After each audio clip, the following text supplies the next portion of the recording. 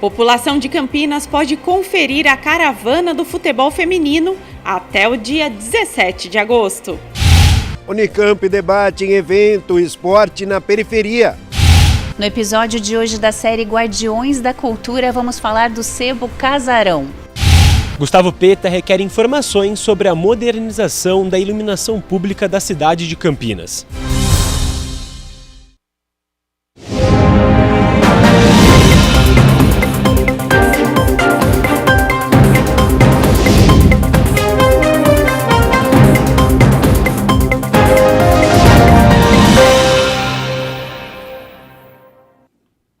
Olá, boa tarde. Começa agora o Jornal Câmara Notícia ao vivo nesta quinta-feira, 14 de agosto de 2025, meio-dia em ponto. Muito obrigado pela sua companhia, pela sua audiência e participe. Vamos conversar, mande a sua mensagem para o número do nosso WhatsApp.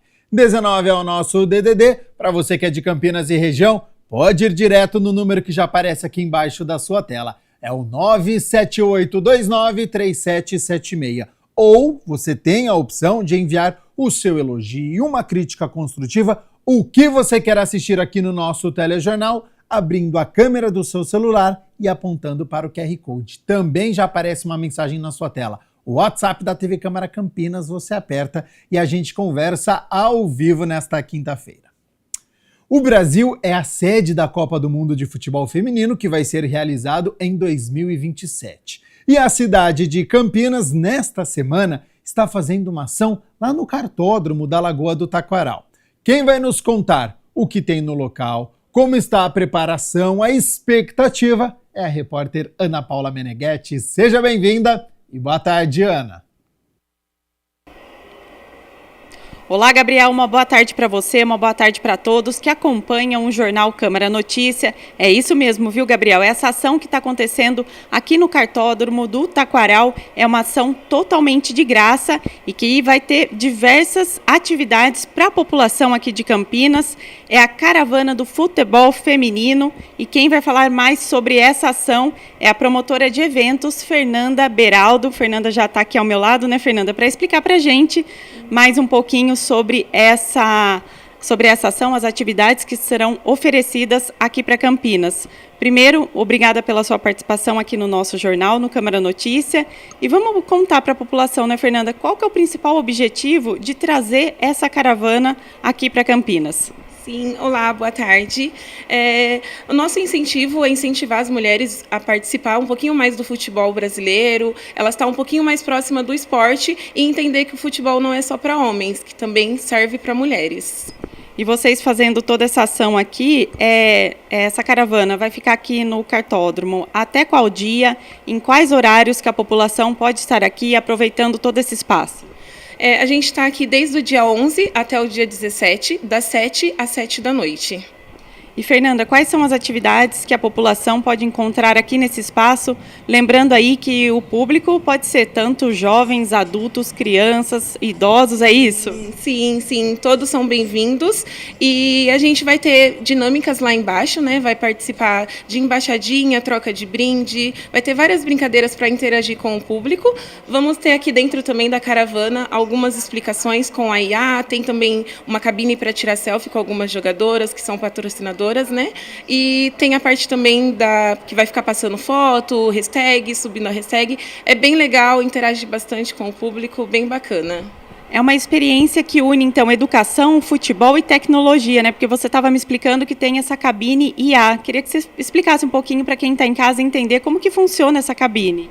Isso, envolve um pouco da tecnologia, que é o que traz para o mundo hoje em dia, né? O pessoal está super antenado. A IA, que não é uma Alexa, é a nossa Sofia, você pode fazer qualquer pergunta relacionada ao futebol feminino, que ela está com a língua afiada para poder responder para você. E também tem uma sessão de fotos, né, que as pessoas podem fazer com as jogadoras, é isso? Sim. Você tem de 2 jogadoras a 4 jogadoras para escolher, para estar tirando uma selfie e postando no Instagram. E não esquece, tem que subir a hashtag para a gente poder estar repostando. É bem fácil, então depois as fotos ficam todas expostas aqui na cabine, é isso, Fernanda? Sim, quem quiser que fique exposta para os outros visitantes visualizar, dá para subir a hashtag, a gente passa com a hashtag. Se não, também não precisa, você pega a foto para você pelo QR Code.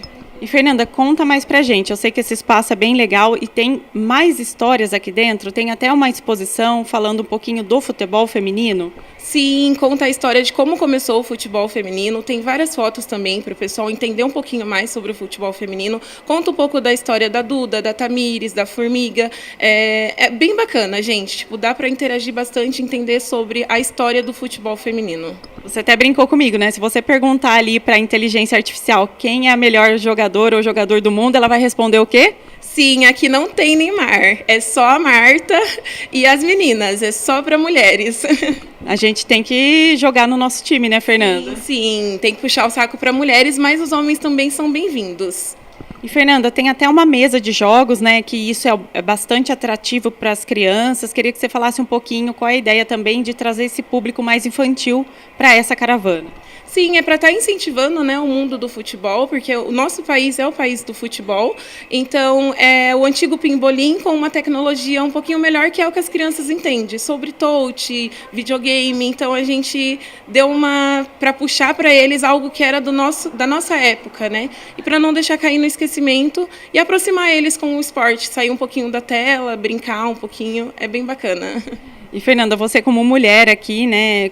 Por que você acha importante a Campinas receber uma caravana desse porte, incentivando, né, as mulheres aí se aproximarem de, não só do futebol, mas de qualquer modalidade esportiva, né? Na sua opinião, por que isso é importante? Eu acho que abre portas, né, para as mulheres e uma visibilidade melhor também para mulheres, para mostrar que o lugar de mulheres é em todo lugar. Onde elas quiserem estar, elas podem estar e todas são bem-vindas em todos os lugares. Fora que a gente pode ter muitos talentos escondidos aqui pela cidade e as meninas, né, entrarem em contato com esse mundo e se descobrirem, não é verdade? Sim, portas abertas para todas, desde 4, 5 anos até uma longa idade. O que você achou aqui da caravana do futebol feminino? Muito legal, coisas virtuais, muito legal. Você joga futebol já? Gosta dessa modalidade? Eu gosto de futebol, jogo desde os 5 anos de idade e eu quando eu cresci eu queria ser jogadora de futebol. Bruno, o que você achou também dessa ideia, né, de Campinas receber essa caravana do futebol feminino? Achei muito legal, muito criativo e muitas coisas que pode se divertir. Você acha importante as meninas terem essa proximidade com o futebol, entrarem nessa área, terem espaço nessa modalidade? Eu acho que sim, porque futebol a gente aprende e também a gente joga com o coração. E você pretende seguir nessa carreira aí futuramente? Sim, eu pretendo ser jogadora de futebol quando eu crescer. E quem que é a sua inspiração assim no mundo do futebol? Em feminino é a Marta, em masculino é o Cristiano Ronaldo. Tá bem representada, né? Sim. Vamos chamar a população para participar aqui, reforçando a data até o dia que fica, né, deste mês aqui no Cartódromo do Taquaral. Vamos estar aqui, então, desde o dia 11 até o dia 17, domingo, das 7 às 7 da noite. Domingo o horário é um pouquinho menos reduzido, mas todos são bem-vindos. Vou adorar mostrar para vocês aqui esse mundo, essa caravana que está linda. E pode vir que vai ser todos bem-vindos. Muito obrigada, Fernanda, pela sua participação e por explicar tão bem como funciona essa caravana aqui para a população de Campinas. Imagina, sejam bem-vindos. É isso aí então, Gabriel. Eu vou aproveitar um pouquinho essa caravana porque eu quero tirar foto com as jogadoras, eu também quero conversar um pouquinho com a inteligência artificial, fazer algumas perguntas e ainda, se der tempo, jogar um pouquinho, né, o futebol ali, conhecer mais a história. Então, eu volto com você aí no estúdio. Aproveite mesmo, Ana Paula Meneghetti, deu para ver que vale a pena ir até o cartódromo lá na Lagoa do Taquaral, conhecer mais sobre o nosso futebol feminino, a seleção brasileira, as nossas jogadoras. Muito obrigado por todas as informações. Bom, e a gente segue aqui com as notícias da metrópole, porque o Fórum Esporte às Quadras e suas periferias pretende refletir sobre o esporte que nasce e resiste a partir destes locais. O evento foi na Unicamp. O evento Esporte, as quadras e suas periferias foi realizado na Unicamp e contou com palestras de profissionais da área. É um evento muito bacana, eu estou muito honrada de participar do evento, representando aqui a Rede Municipal de Ensino de Campinas, e falar sobre o esporte que acontece na escola é sempre um prazer, né? A gente tem aí no esporte um tema importantíssimo para o desenvolvimento integral das crianças.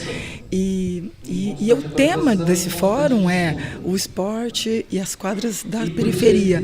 Então, quando a gente pensa em periferia, de um jeito simbólico, é trazer esse esporte da margem da sociedade, o esporte que acontece lá na escola, para o centro, né? E a gente tem feito isso na rede municipal, através dos jogos escolares, que é o GEM. A gente tem dado visibilidade para isso, a gente está na 17ª edição dos Jogos Escolares e envolvem todas as escolas de Campinas da rede municipal. E eu venho aqui hoje trazer essa experiência e mostrar que é possível a gente valorizar o esporte que acontece na escola. O esporte ocupa espaço privilegiado na vida pública. Primeiro que a gente não pode pensar numa única periferia, mas em periferias, né?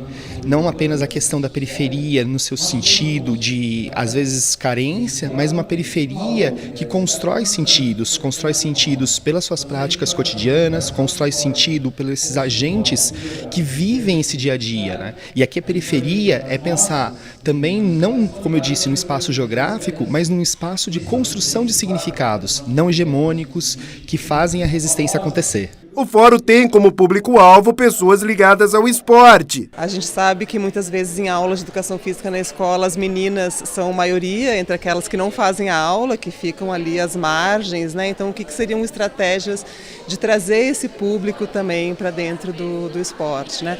Também é um esporte praticado por outros corpos, né? Corpos de pessoas transexuais, corpos, né, talvez também de pessoas com deficiências, corpos obesos que também podem praticar esporte. Então, um pouco nesse sentido de trazer para a universidade, que é um berço da produção científica e da formação profissional, essas outras práticas esportivas. Estudantes de educação física reforçam que o evento é importante para a profissão. A gente está vendo muito sobre a temática das quadras e suas periferias. Eu acho importante para a gente na educação física, para ver além das escolas e além dos lugares que a gente vê mais fácil a nossa atuação. Eu acho que a nossa atuação vai muito além disso e a gente vê muitas ONGs e muitos lugares que fazem trabalhos voluntários além desses lugares que a gente estava comentando mais dos centros periféricos, dos centros das cidades. Então acho muito importante isso. A gente faz parte do PETFEF, né? O grupo aqui da Unicamp, e a gente faz um trabalho que chama Crescer Jogando, numa escola ali do bairro São Marcos. E aí a gente trabalha com diversos esportes, então a gente dá aula para o 5º ano, né? Para o 5º ano, então a gente consegue, a partir dos estudos que a gente teve, ver essas diferenciações de gênero, ver as questões de preconceito que muitas vezes são enraizadas. Então com esse trabalho a gente consegue quebrar um pouco essas barreiras e inserir o esporte de uma maneira não só prática, mas social também. 12:13. Muito obrigado pela sua companhia, pela sua audiência. Estamos ao vivo nesta quinta-feira e olha só, os sebos são estabelecimentos comerciais de livros, vinis, revistas, objetos antigos. Mas muito além do negócio, os sebos proporcionam uma experiência orgânica, onde é possível encontrar o que se deseja, mas também ser surpreendido pelo que o tempo guardou, preservou e valorizou. No 4º episódio da nossa série Guardiões da Cultura, vamos conhecer mais da história do Sebo Casarão, que fica na Rua Barreto Leme, aqui em Campinas. Quem caminha pela calçada da Rua Barreto Leme, na altura do número 994, no centro de Campinas, se depara com as pastilhas azul marinho brilhantes, emoldurando a cena, que é um verdadeiro convite à viagem no tempo e no universo das artes. Livros, vinis, CDs e DVDs, objetos antigos e música boa dão o clima do que virá.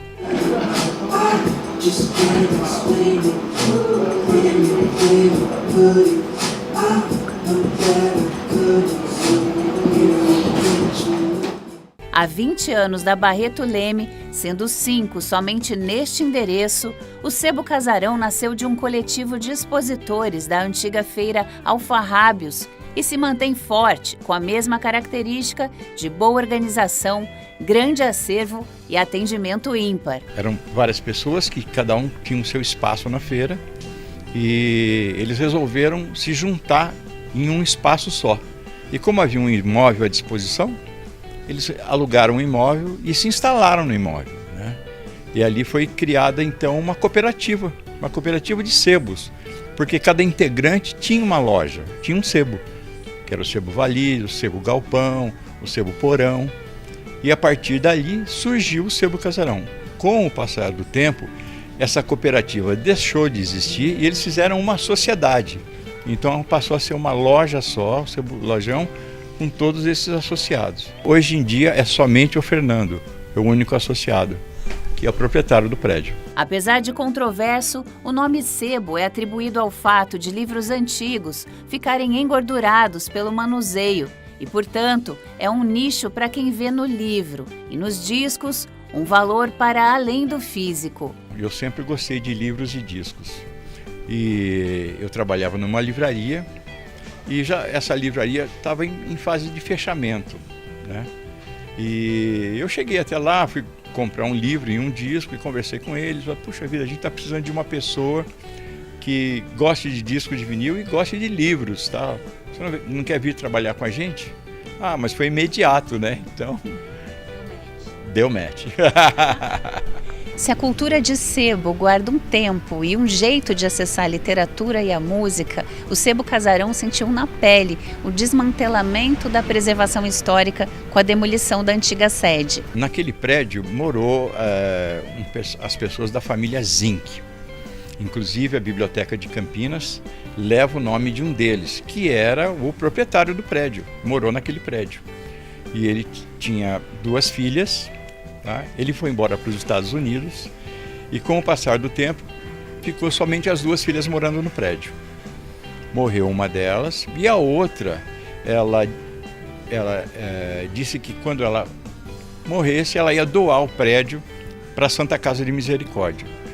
E ela faleceu. E assim o prédio ficou sob os cuidados da Santa Casa de Misericórdia. E aí vocês tiveram que sair depois de 15 anos, né? Já estão há 5 anos aqui, estão muito bem estabelecidos, né? Mas como é que foi essa história? Deu uma dorzinha no coração? Puxa, muita dor no coração. Porque aquele prédio é um prédio icônico, né? O pessoal dizia que ali era um ponto da cultura de Campinas. E o que aconteceu na realidade foi que em plena pandemia aconteceu o lockdown, todos os estabelecimentos fecharam. E a gente precisava fazer uma manutenção no prédio, arrumar o telhado e tal. E nós chegamos para eles e dissemos que nós queríamos fazer uma reforma no telhado e tal. E a gente pediu um abatimento no aluguel. Daí, no caso, o provedor na época, ele disse que aluguel era uma coisa sagrada, que ele não podia fazer isso. Tá? Que se nós não tivéssemos condições de pagar o aluguel, nós que desocupássemos o prédio. Daí foi feita uma reunião entre os proprietários e tal, e eles acharam melhor então a gente desocupar o prédio. E a partir daí nós desocupamos. 6 meses depois, ou um pouco mais, o prédio foi invadido por moradores de rua, depredaram todo o prédio e aconteceu que por essa depredação continuar incessantemente, a Santa Casa tomou a atitude de demolir o prédio. Ali morreram sonhos, expectativas, pessoas que tinham aquele local como um ponto de encontro da cultura, mas nós deixamos com que isso não morresse. Tá? E a gente teve a grata sorte de encontrar esse espaço aqui e nós nos estabelecemos aqui. E estamos aqui já há 5 anos, renascido das cinzas.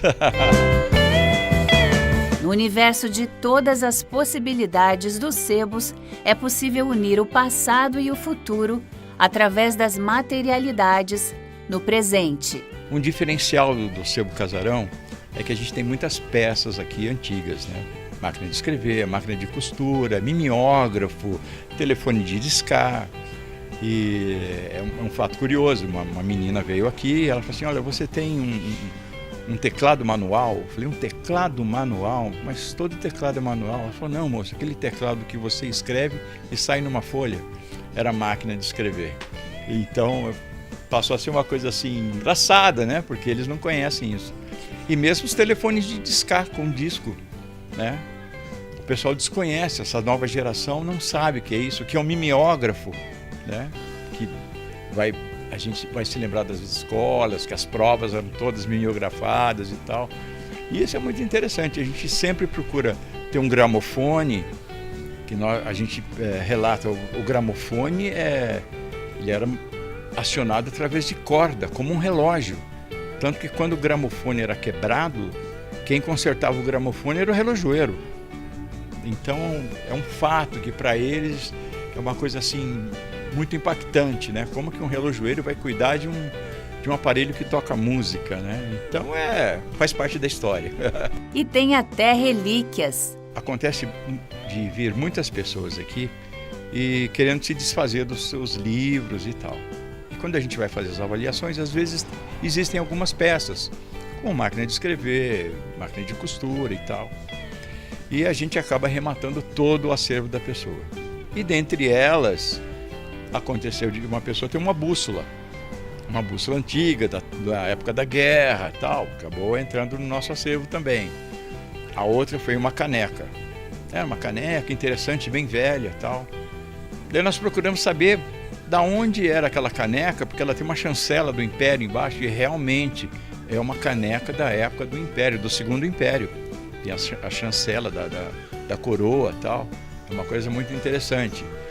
E outras coisas, um lampião da Primeira Guerra Mundial, uma máquina de costura manual que foi fabricada para atender o mercado da Espanha e de Portugal. Então todas essas histórias a gente acumula e para nós, ou para mim em particular, é um prazer falar sobre isso, sabe?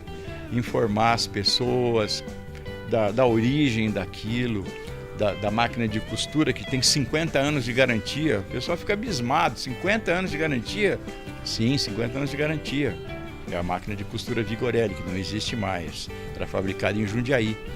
Então são detalhes que enriquecem, né? E muita gente aqui fotografa e quer ter aquela recordação, e eu fico muito contente com isso. Os frequentadores têm os mais diversos perfis e motivações para garimpar textos, músicas e objetos.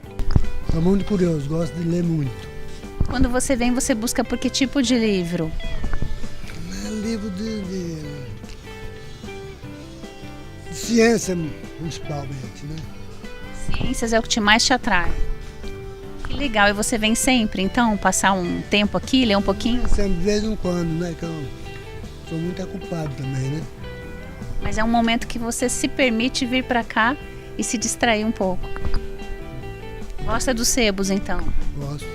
Eu conheci o sebo vindo aqui uma vez com meus amigos. A gente gosta dessas coisas mais vintage, mais antigas, e a gente veio aqui uma vez procurar CD, disco, livro. E eu comecei a vir aqui às vezes, quando eu venho, eu estudo aqui no centro, né? E às vezes eu venho aqui para dar uma olhada, e hoje eu vim comprar um presente. Presente para quem? O que você tá buscando? Eu vim comprar um presente pro meu pai. Eu tô procurando umas coisas dos anos 80, anos 70, 80 para ele. Ele gosta de um vinil, então? Ele gosta. Então vai ter presente vintage pro pai no final de semana. Vai. E aí você aconselha as pessoas a virem ao sebo, quem é curioso, quem gosta de história, quem gosta de se surpreender, né? Eu aconselho, sim. Eu já comprei aqui, eu comprei um livro da Rita Lee, autobiografia. Aqui tem muita coisa que é bem legal, aqui tem muita coisa de diversos anos também, tem coisas dos anos 70, 80, dos anos 2000 também. E tem muita coisa, livro, CD, é bem legal aqui. Vida longa aos sebos de Campinas, que seguem como guardiões e promotores da cultura e de um jeito de viver mais analógico, onde era possível experienciar mais os 5 sentidos e até mesmo o 6º sentido, onde moram as memórias e as emoções. Não sou eu, como o Fernando, a Carol e cada integrante do Sebo, que no fim fica conhecendo a história também. E eu faço questão que essa história seja divulgada para que as pessoas conheçam e saibam a funcionalidade dessas coisas e o que ela representa para a cultura, né?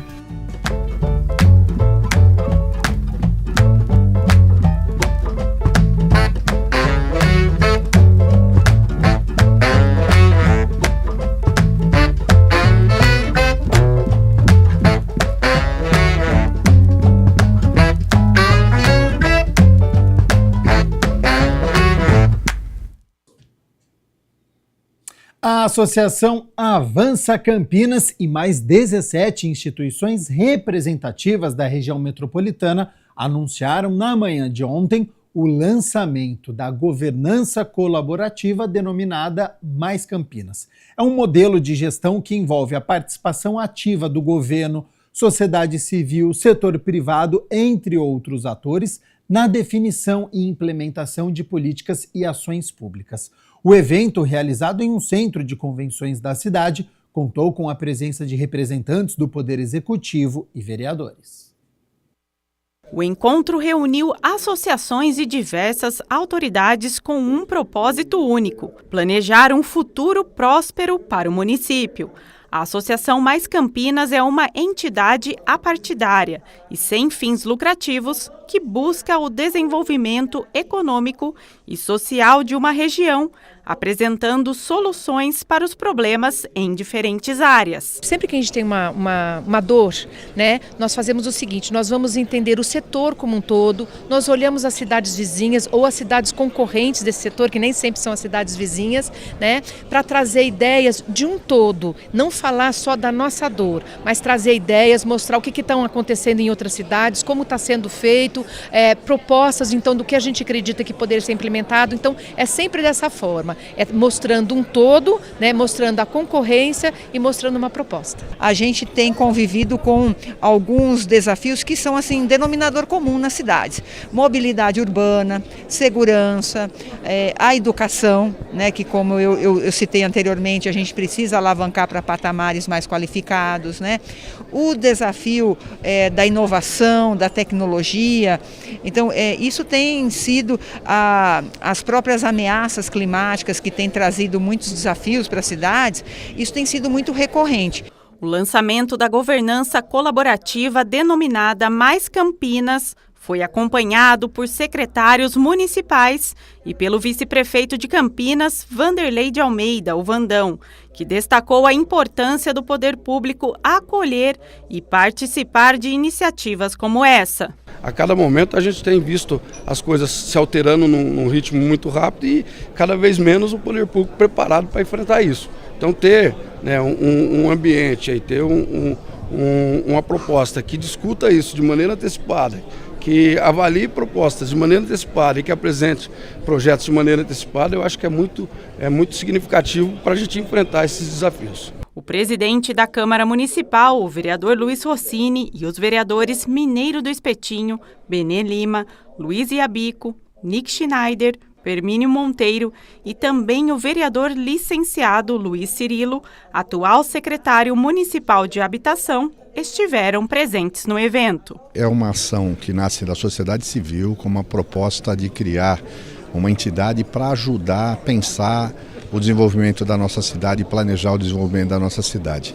É claro que isso afeta a Câmara, porque certamente muitos dos assuntos que essa entidade deve debater vai ter a participação da Câmara, porque o que eles estão pensando é como criar um novo modelo de governança do setor público envolvendo a sociedade privada, a sociedade civil, né, para aprimorar as políticas públicas. É uma ação que nasce da sociedade civil com uma proposta de criar uma entidade para ajudar a pensar o desenvolvimento da nossa cidade e planejar o desenvolvimento da nossa cidade. É claro que isso afeta a Câmara, porque certamente muitos dos assuntos que essa entidade deve debater vai ter a participação da Câmara, porque o que eles estão pensando é como criar um novo modelo de governança do setor público envolvendo a sociedade privada, a sociedade civil, né, para aprimorar as políticas públicas. É claro, quando a gente fala de política pública, a gente fala de lei, a gente fala de ações que a Câmara tem que estar presente. Então nós vamos acompanhar, entender, e é claro que a Câmara está aberta para contribuir, né, com as ações que possam serem desdobradas dessa ação da criação da Associação Mais Campinas. Além de Campinas, o modelo também foi adotado por outros 35 municípios, como Belo Horizonte, Maringá e Goiânia, alcançando resultados positivos para as cidades. Obviamente que quanto mais madura a governança, mais entregáveis ela vai conseguindo fazer. Mas a gente já consegue, mesmo naquelas cidades que já estão há menos tempo, 10 anos, 8 anos, você já consegue ver entregáveis, como, por exemplo, a elaboração de um plano estratégico de desenvolvimento econômico, que dá o direcionamento econômico para a cidade de futuro, a atualização do mesmo.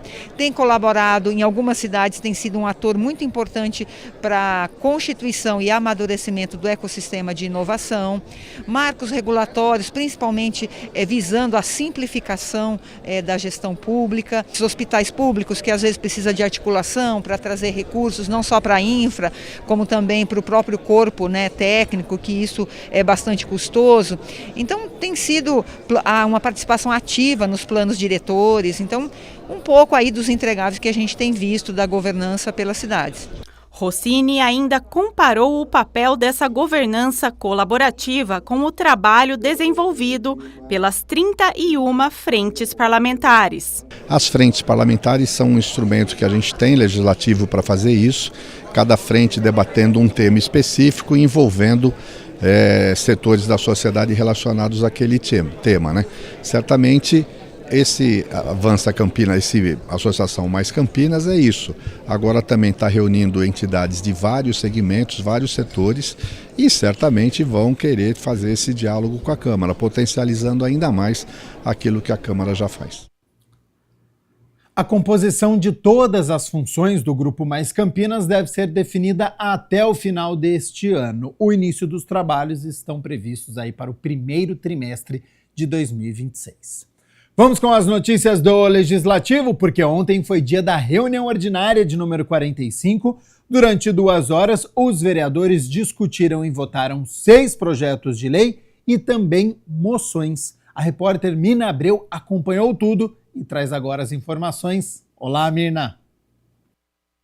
Olá, Gabriel, e a você que assiste o Câmara Notícia. Na 45ª reunião ordinária, além dos 6 projetos aprovados pela Câmara, os vereadores também aprovaram as moções, que são documentos que representam a opinião do Legislativo de Campinas acerca de um tema. Uma delas é de autoria do vereador Nick Schneider, que apoia a implantação do Centro de Ciência e Tecnologia do Exército no município de Campinas. A gente lembra que esse termo de cooperação com a Prefeitura da cidade foi assinado na última segunda-feira.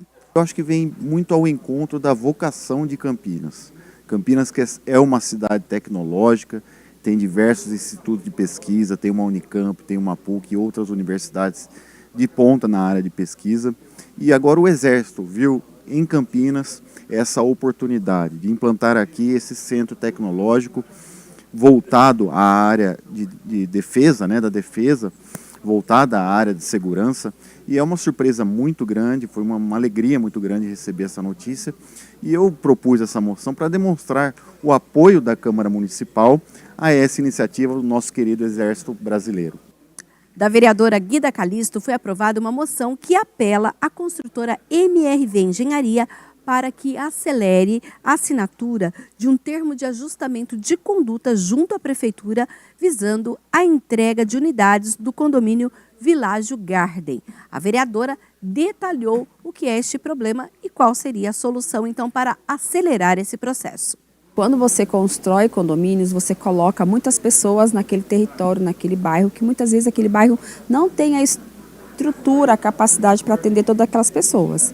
Então vai impactar no trânsito, vai impactar na necessidade de ter mais médico, de ter mais escola, vaga em escola, de precisar de centro de saúde, de precisar de cabeamento, de precisar de energia, enfim. né, de esgoto, de ônibus, de transporte público. Então, a medida mitigadora para poder amenizar esse impacto que foi instituído entre a Prefeitura e a MRV havia sido uma obra de um viaduto no Ribeirão Pissarrão. Se teve vários problemas, né, por conta de liberação, enfim, estava tendo dificuldades. E aí a MRV, junto com a Prefeitura, decidiram, então, fazer uma outra medida, que é um alargamento da Avenida Prestes Maia, que também a Prestes Maia, de manhã cedo ou à tarde, em hora de pico, ela fica intransitável, né? Muito carro, enfim. Então, a medida foi essa. Só que até agora a MRV não assinou essa taxa. Se não assinar isso, se não der encaminhamento na documentação, não tem como a Secretaria de Urbanismo liberar o habite. E essas 488 famílias estão aguardando mudar para suas casas, estão esperando, aguardando receber as chaves do apartamento, e estão pagando aluguel, estão tendo que renovar contrato de aluguel, estão pagando multas por conta de contratos de compras de móveis, enfim. Isso tudo está resultando muito prejuízo a essas famílias.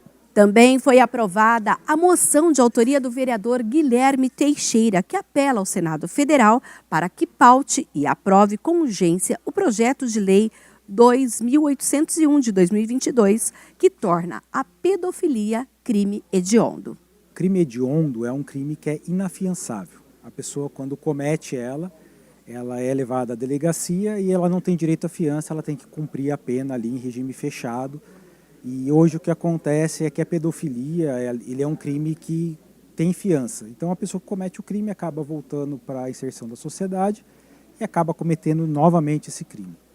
O deputado Paulo Freire, junto com a Clarice Garotinho, eles apresentaram um projeto na Câmara Federal, 1776 de 2015, colocando no rol de crimes hediondos a pedofilia e também tratando questões de crimes sexuais, também com criança e adolescente, através do Estatuto da Criança e Adolescente.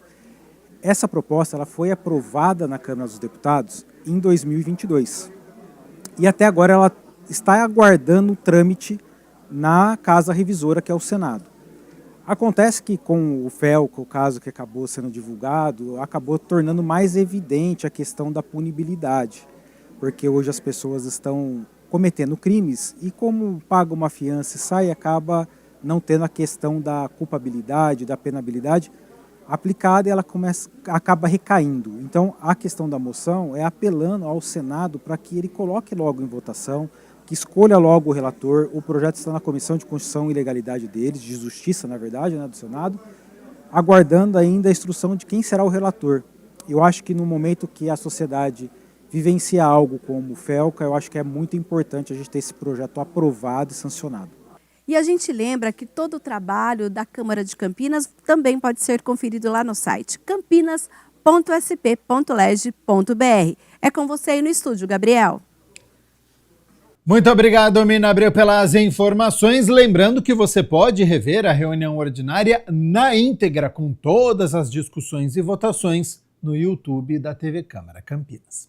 E olha só, a moção da vereadora Guida Calisto apoia a implementação do piso salarial nacional e a efetivação das 30 horas da categoria de assistentes sociais.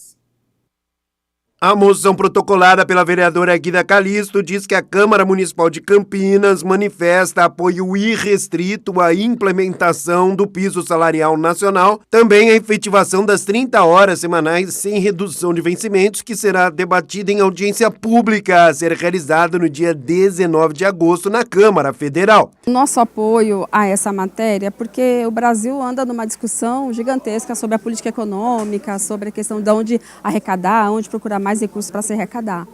Então a nossa preocupação é que os trabalhadores não sejam penalizados por conta dessa questão dos recursos, né? Então, quando o presidente Lula vem falando sobre a taxação das grandes fortunas, é para poder garantir mais recursos. E quem tem que ser beneficiado são os mais vulneráveis.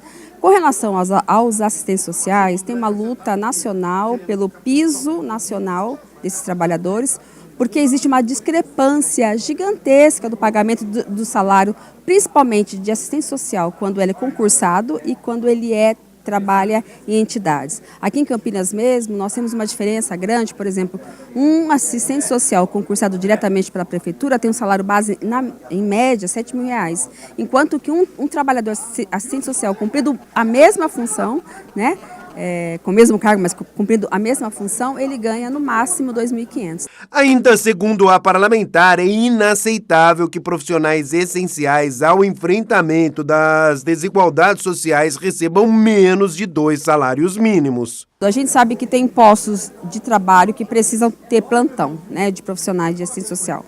Então tem hospitais que precisam ter assistência social e o hospital não para, não fecha, trabalha sábado e domingo.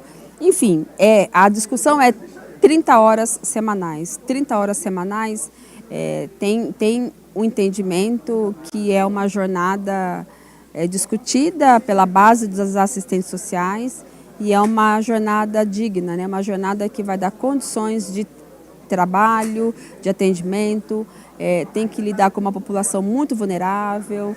A questão do adoecimento, inclusive dos assistentes sociais, tem sido muito séria, né? Porque trabalho numa linha de frente muito intensa, muito, enfim, que demanda muito desse profissional, inclusive. Então, é legítimo, é uma questão de saúde pública, é uma questão sanitária pública. Vereador Gustavo Peta protocola requerimento e pede informações à Prefeitura sobre a modernização da iluminação pública de Campinas. Depois de criar uma subcomissão dentro da Comissão Permanente de Administração Pública do Legislativo de Campinas, para poder acompanhar o contrato da parceria público-privada na iluminação pública da cidade, o vereador Gustavo Peta protocolou um requerimento solicitando ao Executivo informações sobre a modernização da iluminação pública do município. A Prefeitura tem um contrato com uma empresa chamada Conecta, que ganhou, né, um edital, um leilão na iluminação pública da cidade. Então essa empresa que é responsável por garantir a iluminação pública e os investimentos em iluminação pública. Tem metas a serem alcançadas durante os próximos anos. Nós verificamos no início desse contrato que essas metas não estavam sendo cumpridas. Por isso que eu criei a subcomissão, nós convocamos a empresa aqui, vários problemas, e depois a empresa até que acelerou um pouco alguns desses serviços, mas ainda as metas não foram cumpridas na integralidade. E o meu questionamento é para saber as informações precisas do que foi cumprido e do que não foi cumprido. Essa empresa já foi multada pela administração pública e provavelmente deverá ser multada novamente por conta desses questionamentos. E é por isso que esse requerimento foi feito no sentido de garantir as informações para a Câmara Municipal para que a gente possa agir se for o caso. O contrato da parceria público-privada foi firmado em março de 2023, com a duração de 13 anos. O acordo ainda prevê a modernização de 130 mil pontos de luz no município. No documento, o vereador questiona quais as regiões da cidade foram beneficiadas até o momento com a iluminação das lâmpadas de LED. Primeiro que é preciso que haja uma divisão justa pela cidade toda, mas também verificar os principais corredores de passagem de pessoas, de pedestres, lugares em que há mais índices de criminalidade, para você garantir que a iluminação pública ajude a dar uma sensação melhor de segurança e possa inibir também ações de violência contra a população da nossa cidade. Você já ouviu falar em síndrome nefrótica? No Saúde Agora, uma especialista no assunto explica o que é essa condição rara que afeta os rins, quais são os sintomas, como é feito o diagnóstico e tratamento e ainda como ela pode comprometer a qualidade de vida da criança e agravar o quadro de saúde se não tratada adequadamente. Confira.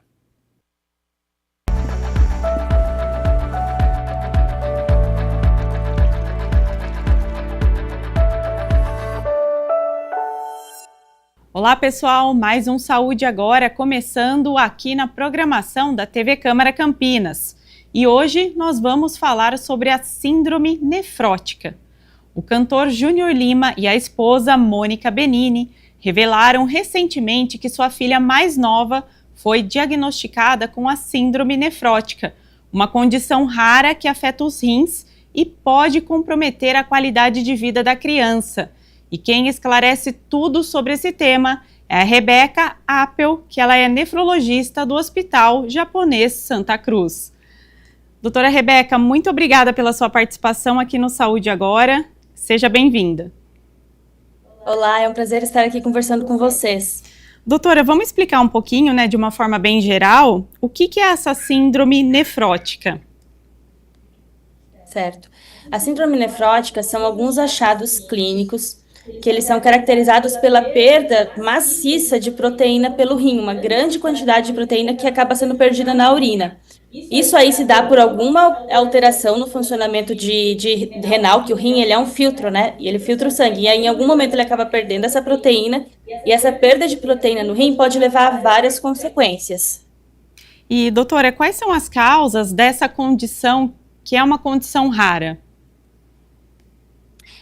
Bom, a causa ela pode ser genética, a pessoa ela já é propensa a ter aquela doença, aquela malformação renal, ou então ela pode ser uma causa induzida por alguma outra doença, por exemplo, algum tipo de câncer que pode levar a uma alteração renal, ou então, por exemplo, diabetes. O diabetes é uma doença muito comum que faz fazer perder proteína no rim, vai fazer alterações semelhantes a uma síndrome nefrótica.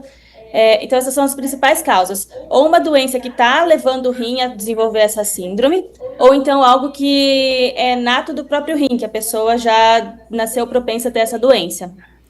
E, doutora Raquel, quais são os principais sintomas dessa síndrome, até como forma de alerta aqui para os pais, caso a síndrome atinja uma criança, o que eles precisam ficar atentos? Certo. O principal sintoma é o inchaço, é o edema, tá? É o sintoma que mais marca a síndrome, mais característico. Não é comum que o seu filho, a sua criança fique inchada. Se ela está ficando inchada, tem alguma coisa que está acontecendo e a gente tem que investigar. Tem outras doenças que podem causar inchaço, como problemas no fígado, problemas no coração, mas o problema renal ele é uma causa importante de inchaço, tá? Uma outra coisa que pode acontecer, mas é um pouco mais difícil da gente conseguir perceber às vezes, é uma urina que fica mais espumosa. Quando você faz o xixi, você olha lá no vaso, sempre tem uma outra bolinha, isso é normal, tá? Uma bolinha em cima ali na água. Mas fica cheio de espuma em cima da urina, isso não é normal. Isso é um demonstrativo que você está perdendo proteína no rim, tá? E, doutora, essa síndrome, ela pode estar também relacionada com algum hábito da pessoa, ou seja, não está tomando tanta água, está se alimentando com muitos, com alimentos e produtos que têm muito sódio. Tem essa relação? Não, não vai ter essa relação. Tirando os casos que você tem perda de proteína por conta de um diabetes que está mal controlado, mesmo assim tem uma doença associada, em geral não tem relação com um hábito de vida, uma alimentação. É lógico que a alimentação, o hábito de vida, eles vão ajudar no tratamento, no controle dos sintomas, no controle da doença, mas isso não vai desencadear a doença. E com qual idade, geralmente, as pessoas costumam apresentar essa síndrome? Aqui eu falo tanto adultos, quanto crianças também. Uhum. Bom, a síndrome nefrótica ela é muito comum na infância, tá? Crianças aí desde de muito pequenininhos, não tem uma idade assim definida, 14 anos, não, crianças às vezes muito menores, de 4, 6 anos, podem apresentar, certo? E também pode acontecer no adulto, um pouco menos comum, e pode acontecer também em idades mais avançadas, tá? Tudo vai depender da doença de base que está levando a síndrome nefrótica, certo? A síndrome nefrótica tem uma doença que a gente fala que é doença de lesões mínimas, é uma doença própria do rim, que ela é muito comum de acontecer na infância. E normalmente, quando é uma síndrome nefrótica que abre na infância, a gente sabe que provavelmente é essa doença, certo? Então, a gente sabe que acaba que a gente vê muito nas crianças por conta dessa doença que leva à síndrome nefrótica. E, doutora, como que a gente faz, então, o diagnóstico dessa síndrome? Certo. Bom, o diagnóstico ele é feito por exames, tanto exames de sangue quanto exames de urina na suspeita inicial, tá? Com esses exames eu consigo determinar se a pessoa tem a síndrome. O que é importante, quais são os achados mais relevantes? É a perda de proteína no rim, tá? Então vai ter que fazer aquele exame da urina de 24 horas. Dá para fazer também pelo da urina simples, mas normalmente a gente pede o da urina de 24 horas, que é um exame um pouco mais fidedigno, certo? A gente vai ver o quanto de proteína que a pessoa perde na urina, esse é o primeiro passo. A gente vai fazer também exames de sangue para procurar outras alterações que estão associadas. Por exemplo, alterações de colesterol podem vir associadas à síndrome nefrótica. Proteína no sangue pode ficar baixa associada à síndrome nefrótica. Então, a gente vai acabar fazendo alguns exames de sangue também para ver, que vão ajudar a gente a complementar esse diagnóstico, tá? E aí a gente tem o diagnóstico da síndrome. Dependendo da idade do paciente, a gente vai além na investigação e vai fazer uma biópsia do rim, mas isso tudo depende da idade e do caso. Principalmente em crianças, os exames de sangue, eles são suficientes para a gente fechar o diagnóstico de sangue de urina, né? Para a gente fechar o diagnóstico e iniciar o tratamento, tá? No adulto, muitas vezes a gente precisa, na maioria dos casos, a gente precisa fazer a biópsia também, mas aí cada paciente a gente precisa individualizar e avaliar. Em geral, são exames simples que a gente consegue diagnosticar a síndrome e começar o tratamento. E doutora, você poderia explicar para a gente qual proteína que é essa que é detectada, né, nesses exames? Sim. A gente acaba... Vou explicar para ficar mais fácil. O rim é como se fosse uma peneira. O sangue passa nessa peneira, vai sair água, vai sair impurezas, mas não é para sair células, não é para sair albumina, que é uma proteína no sangue, não é para sair, por exemplo, anticorpos, que são proteínas maiores que estão no sangue. Essas coisas não passam pelo rim, elas têm que continuar dentro do sangue, certo? E o que vai sair é só a urina, que é a água com ureia, com creatinina, com alguns eletrólitos como fósforo, como cálcio, como sódio. Isso a gente manda para fora. Quando a gente tem uma alteração nessa peneira desse rim, que ela fica mais larga, ela fica mais desgastada, é que a gente começa a perder primeiro proteína, que é a coisa mais comum, que é a segunda molécula maior, vamos dizer assim, entendeu? Vai acabar vazando nesse filtro do rim. E aí, essas proteínas podem ser de vários tipos. Normalmente, a albumina, que é a proteína que a gente tem mais comum no sangue. Mas existem outras proteínas que a gente sabe que a gente pode perder, como eu falei, de anticorpos, proteínas relacionadas a outras coisas de funcionamento do corpo, como coagulação, tudo. Então, assim, uma coisa importante, além da desnutrição, que pode acompanhar a síndrome nefrótica, você pode ter uma alteração da sua imunidade, você pode ter uma chance maior de fazer tromboses. Então, tem várias coisas que podem acontecer associadas a essa perda de proteína pelo rim. E, doutora, falando na parte agora dos tratamentos, eles são aplicados da mesma maneira para crianças e para os adultos também? Ou tem alguma diferença quando a gente fala em tratamento? E quais são os tratamentos recomendados para esse quadro? Sim, eles são diferentes, tá? Em geral, eles são diferentes. Na criança, quando a gente faz o diagnóstico de síndrome nefrótica, o tratamento inicial é com corticoide, que é uma medicação que é imunossupressora, e que aí a dose, a gente tem que avaliar caso a caso, né? Mas são doses um pouco maiores, tá? E aí a gente vê a resposta e vai avaliando, existem outras alternativas de tratamento, mas normalmente o tratamento inicial é corticoide na criança. No adulto, muitas vezes a síndrome nefrótica é secundária a alguma outra doença, então o tratamento pode ser diferente dependendo do que for o diagnóstico. Mas, em geral, é só com medicação ou é necessário algum tipo de intervenção cirúrgica futuramente?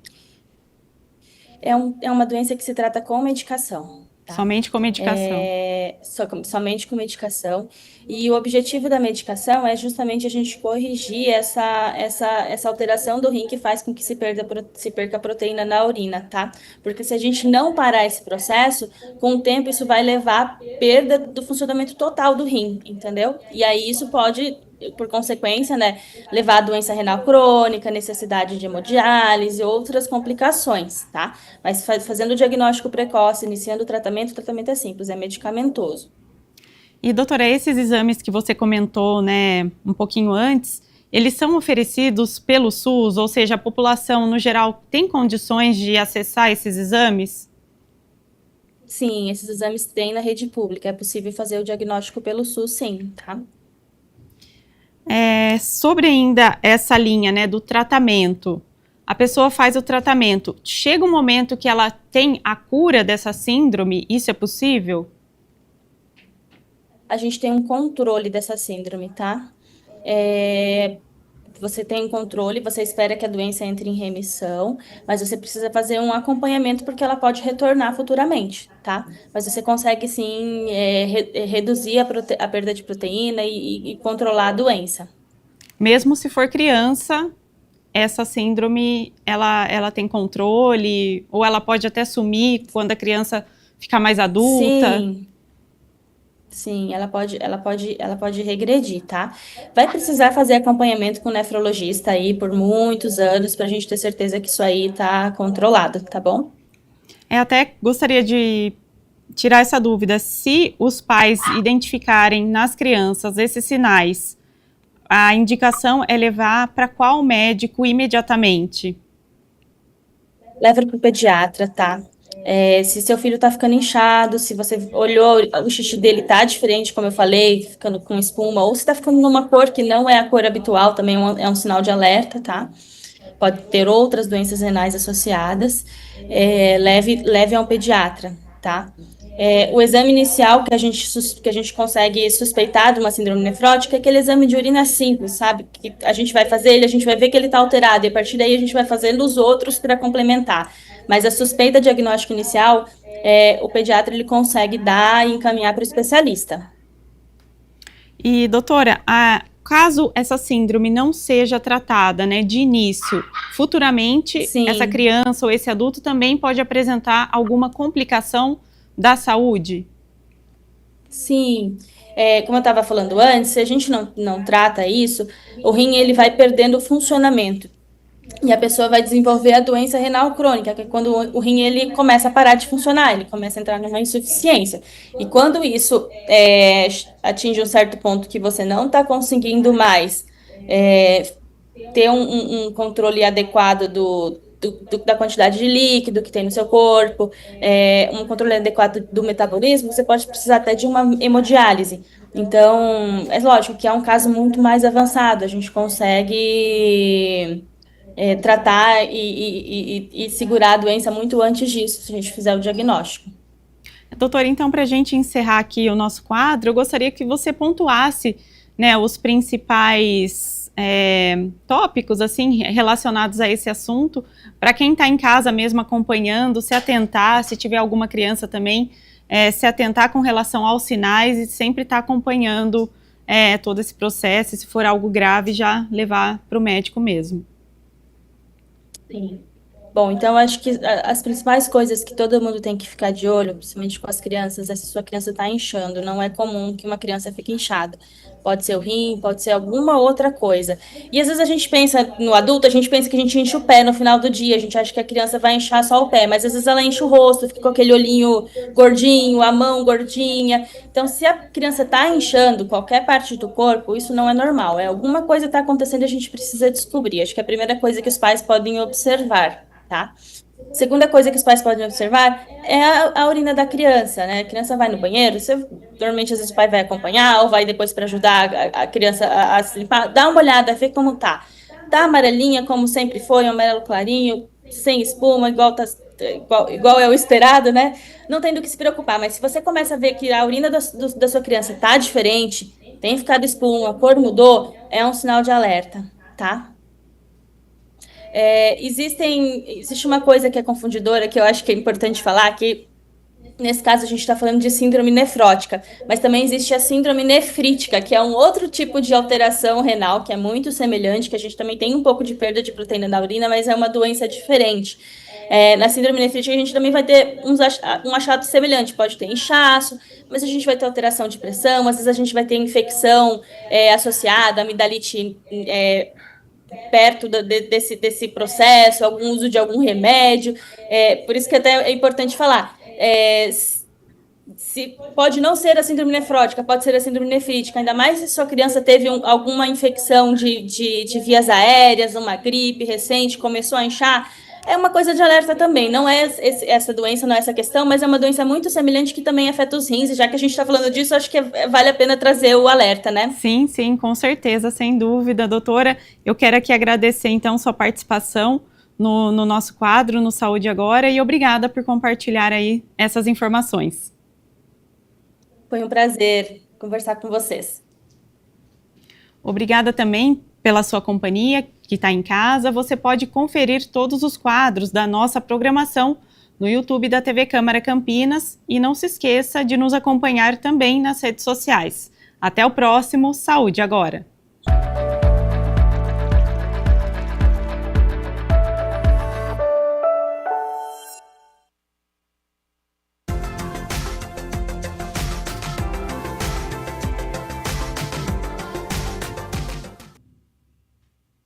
Uma frente fria está passando pelo oceano neste momento, o que deixa as temperaturas estabilizadas aqui em Campinas e região, portanto, sem alterações para amanhã, sexta-feira. Não tem previsão de chuva, então segue céu azul e sol. Umidade relativa do ar, viu? Mínima em torno de 30% a 35%, uma pequena elevação em comparação com os dias anteriores, devido a ventos que trazem esta umidade do oceano. Sobre as temperaturas, elas já estão aqui na minha tela para esta sexta-feira, então, mínima de 13 graus, segue a previsão de frio pela manhã e também à noite. Ao longo do dia, com a presença do sol, a temperatura sobe, podendo chegar aos 25 graus aqui na cidade de Campinas. O Jornal Câmara Notícia fica por aqui. Muito obrigado pela sua companhia, pela sua audiência. Continue na nossa programação e nos vemos amanhã na sexta-feira. Até lá. Tchau, tchau.